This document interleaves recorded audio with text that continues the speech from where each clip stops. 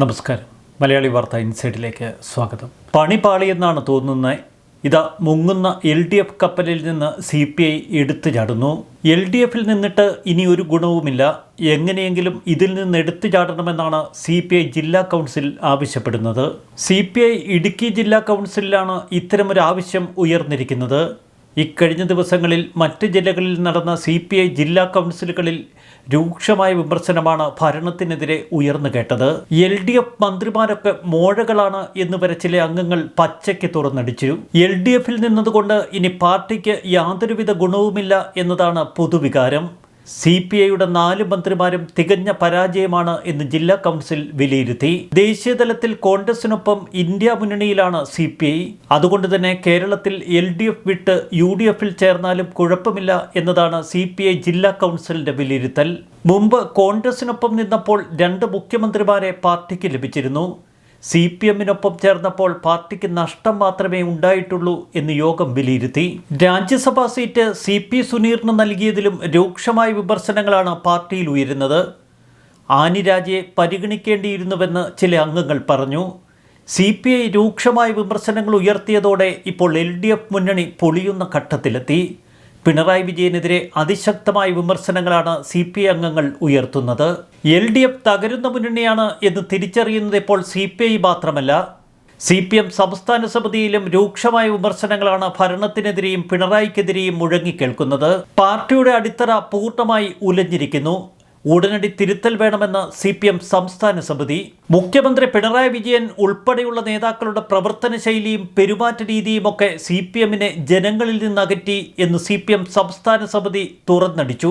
പാർട്ടിയിലും ഭരണത്തിലുമൊക്കെ അടിമുടി തിരുത്തലുണ്ടാകുമോ എന്ന ആകാംക്ഷ മാത്രമാണിപ്പോൾ നേതാക്കൾക്ക്. എന്നാൽ പിണറായി വിജയൻ രാജിവെക്കണം എന്ന് പറയാൻ ആർജവമില്ല പാർട്ടിയുടെ നേതാക്കൾക്ക്. അടിസ്ഥാന വോട്ടുകൾ പോലും തകർന്നടിഞ്ഞുവെന്ന് യോഗം വിലയിരുത്തി. അതുകൊണ്ട് തന്നെ സമ്പൂർണ്ണ തിരുത്തലിന് പാർട്ടി തയ്യാറായില്ല എങ്കിൽ കേരളത്തിലെ CPMന് ബംഗാളിലെ ഗതി വരുമെന്ന് ചില നേതാക്കൾ തുറന്നടിച്ചു. ഈഴവർ മാത്രമല്ല, പിന്നോക്ക പട്ടിക വിഭാഗം പാർട്ടിയിൽ നിന്ന് അകന്നിരിക്കുന്നു. അവർ BJPയിലേക്ക് ചേക്കേറുന്നു എന്നത് അപകട ദിശാസൂചികയാണ് എന്ന് ചില നേതാക്കൾ പറഞ്ഞു. പാർട്ടി സെക്രട്ടറി MV ഗോവിന്ദൻ അവതരിപ്പിച്ച റിപ്പോർട്ടിലും ഇക്കാര്യങ്ങൾ പച്ചയ്ക്ക് തുറന്നെഴുതിയിരുന്നു.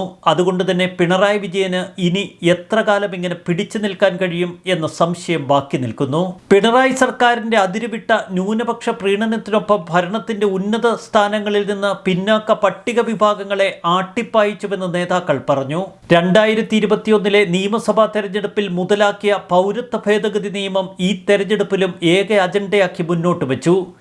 ഇത് പക്ഷേ ഹൈന്ദവ സമുദായത്തിനിടയിൽ അവമതിപ്പുണ്ടാക്കിയെന്നാണ് യോഗം വിലയിരുത്തിയത്. പിണറായി വിജയൻ 1998 സംസ്ഥാന സെക്രട്ടറി ആയത് മുതൽ പാർട്ടിയിലും പിന്നീട് 2016 മുതൽ ഭരണത്തിലും പിണറായി യുഗം ആരംഭിച്ചു. എന്നാൽ ഇത്ര ശക്തമായ വിമർശനം ഇതാദ്യമായാണ് പിണറായി വിജയന് നേരിട്ട് കേൾക്കേണ്ടി വന്നത്. ഭരിക്കുന്നത് ഒരു മുഖ്യമന്ത്രിയും വെറും 19 നിഴലുകളുമാണ് എന്ന് സംസ്ഥാന സമിതിയിലെ ചില അംഗങ്ങൾ വിമർശിച്ചു. മുഖ്യമന്ത്രിയുടെ ചില നേരങ്ങളിലെ പെരുമാറ്റങ്ങൾ പാർട്ടിയുടെ ദയനീയ പരാജയത്തിന് കാരണമായി എന്ന് അംഗങ്ങൾ ചൂണ്ടിക്കാട്ടി. വിമർശനങ്ങൾ എത്ര ഉയർത്തിയാലും തെറ്റുകൾ ചൂണ്ടിക്കാട്ടിയാലും തിരുത്തലിന് പാർട്ടിയോ ഭരണത്തിലിരിക്കുന്നവരോ തയ്യാറാകുന്നില്ല. അതുതന്നെയാണ് ഈ പാർട്ടിയുടെ ശാപമെന്ന് ചില നേതാക്കൾ. അക്കവിട്ട് എണ്ണി പിണറായി വിജയന് നേർക്കാണ് ഇപ്പോൾ വിമർശനങ്ങൾ ഉയരുന്നത്.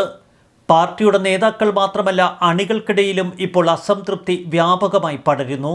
അതിന്റെ പ്രതിഫലനങ്ങളാണ് സംസ്ഥാന സമിതിയിൽ മുഴങ്ങിക്കേട്ടത്. മൈക്കിനോട് പോലും കയർക്കുന്ന അസഹിഷ്ണുതയാണ് പിണറായി വിജയനെന്ന് ചില അംഗങ്ങൾ പറഞ്ഞു. പിണറായി വിജയന്റെ വിദേശയാത്രാ വിവാദം മുതൽ മൈക്ക് വിവാദമടക്കം വിമർശന വിധേയമായി. വിവാദ വിദേശയാത്രകൾ ഒഴിവാക്കേണ്ടിയിരുന്നു.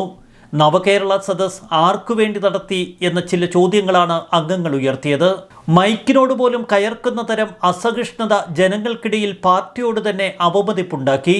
പൊതുസമൂഹത്തിലെ ഇടപെടൽ നിലവിലെ ശൈലി തിരുത്തപ്പെടേണ്ടതാണ് എന്നും സമിതിയിൽ ചില അംഗങ്ങൾ പറഞ്ഞു. KK ശൈലജയെ ഒതുക്കാനാണ് അവരെ വടകരയിൽ മത്സരിപ്പിച്ചത്. ഇതിനു പിന്നിൽ പിണറായി വിജയന്റെ കളികളാണ് എന്ന് ജനങ്ങൾ വിശ്വസിച്ചുവെന്ന് ചില അംഗങ്ങൾ വിശദീകരിച്ചു. LDF കൺവീനർ EP ജയരാജനെതിരെയും രൂക്ഷമായ വിമർശനങ്ങളാണ് ഉയർന്നത്. പിണറായി വിജയന് നേർക്ക് സമാനതകളില്ലാത്ത വിമർശനങ്ങൾ ഉയർന്നു പൊന്തിയിട്ടും എന്തുകൊണ്ട് പിണറായി വിജയൻ രാജിക്കൊരുങ്ങുന്നില്ല എന്ന ചോദ്യം ഇപ്പോൾ അണികൾക്കിടയിൽ ശക്തമാണ്. മുഖ്യമന്ത്രിക്കെതിരെ ഉയരുന്ന വിമർശനങ്ങൾ അവഗണിക്കരുത് എന്ന് CPM സംസ്ഥാന സമിതി വിലയിരുത്തി. ജില്ലാ കമ്മിറ്റികളിൽ ഉയരുന്ന വിമർശനങ്ങൾ പലപ്പോഴും തമസ്കരിക്കപ്പെടാറുണ്ട്. സാമ്പത്തിക പ്രതിസന്ധിക്ക് കേന്ദ്രത്തെ മാത്രം കുറ്റം പറയുന്നതിൽ അർത്ഥമില്ല. ധനവകുപ്പിന് നേരെയും രൂക്ഷമായ വിമർശനങ്ങളാണ് ഉയരുന്നത്. ഭരിക്കാനറിയില്ലാത്ത മോഴ മന്ത്രിമാരാണ് കേരളത്തിൻ്റെ മന്ത്രിസഭയിലുള്ളത് എന്നുവരെ ചില അംഗങ്ങൾ പറഞ്ഞു വെച്ചു. ജനവിശ്വാസം തിരിച്ചുപിടിച്ച് അടിയന്തര ഇടപെടലുകൾ ഉണ്ടാവണം. മുൻഗണനാക്രമം നിശ്ചയിച്ച് മുന്നോട്ടു പോകണം. ഈഴവ വോട്ടിൽ വൻതോതിൽ ചോർച്ചയുണ്ടായത് CPM തിരിച്ചറിയണമെന്നും ചില അംഗങ്ങൾ പറഞ്ഞു. എത്ര കാലം ഇങ്ങനെ ഈ തോണി തുഴഞ്ഞ് പിണറായി വിജയന് മുന്നോട്ടു പോകാൻ കഴിയും എന്ന ചോദ്യമാണിപ്പോൾ ശക്തമാകുന്നത്. CPM സംസ്ഥാന സമിതി അതിരൂക്ഷമായ വിമർശനങ്ങൾ ഉയർത്തിയിട്ടും നാവടച്ച് മിണ്ടാതിരിക്കുകയാണ് ഇപ്പോൾ പിണറായി വിജയൻ. ഇതുവരെ ഇത് ഭരണവിരുദ്ധ വികാരമല്ല ലോക്സഭാ തെരഞ്ഞെടുപ്പിൽ പ്രകടമായത് എന്ന് പിണറായി വിജയൻ അടിക്കടി വിശദീകരിച്ചു കൊണ്ടിരുന്നു. പിണറായി വിജയൻ്റെ വിശദീകരണം ഏറ്റുപിടിച്ച LDF കൺവീനർ EP ജയരാജനും വിശദീകരിച്ചത് ഇങ്ങനെയായിരുന്നു. എന്നാൽ പാർട്ടിയുടെ പൊതുവികാരം മനസ്സിലാക്കിയതോടെ MP ഗോവിന്ദൻ മറുകണ്ഠം ചാടി. ഈ നില തുടർന്നാൽ പിണറായി യുഗത്തോടെ എല്ലാം അവസാനിക്കുമെന്നാണ് ഇപ്പോൾ നേതാക്കളുടെ കണക്കുകൂട്ടൽ. എന്നിട്ടും പിണറായി വിജയനെതിരെ ചൂണ്ടുവിരൽ ഉയർത്താൻ കെൽപ്പുള്ളവർ ആ പാർട്ടിയിലില്ല എന്നത് CPMൻ്റെ ഏറ്റവും വലിയ ബലഹീനത. ചർച്ചകൾക്കും വിമർശനങ്ങൾക്കും തുടക്കമിട്ടത് സീതാറാം യെച്ചൂരിയാണ് എന്ന് നമ്മൾ ഓർക്കുക. സീതാറാം യെച്ചൂരിയുടെ വിമർശനങ്ങൾ ഉൾക്കൊണ്ടുകൊണ്ടാണ് MP ഗോവിന്ദൻ പോലും ചില തിരുത്തലുകൾക്ക് തയ്യാറായത്. പാർട്ടിയുടെ ചില നേതാക്കൾ ഇപ്പോൾ പാർട്ടിയുടെ നിലനിൽപ്പിനായി സ്വയം മറന്ന് വിമർശനങ്ങൾ ഉയർത്തുന്നു. അവർക്ക് നേരെ ഇനി വരും കാലങ്ങളിൽ ഒതുക്കൽ തന്ത്രം പിണറായി പ്രയോഗിക്കും എന്നതിൽ സംശയം വേണ്ട. പ്രത്യേകിച്ച് H സലാമിനെ ഉപയോഗിച്ച് ആലപ്പുഴയിൽ G സുധാകരനെ വെട്ടിനിരത്തുന്നത് പോലെ. എന്നാൽ എത്ര കാലം ഇങ്ങനെ ഭരണത്തിമിർപ്പിൽ അർമാദിക്കാൻ പിണറായി വിജയനും കൂട്ടർക്കും കഴിയും എന്ന ചോദ്യം ഉയർത്തുന്നത് ഇപ്പോൾ പാർട്ടി നേതാക്കൾ തന്നെ.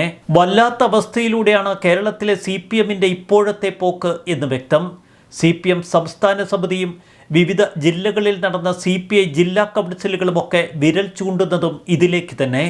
CPI നേതാക്കൾ പരസ്യമായി ആർജവത്തോടുകൂടി പിണറായി വിജയന് നേർക്ക് വിരൽ ചൂണ്ടി രാജിവെക്കാൻ ആവശ്യപ്പെടുമോ?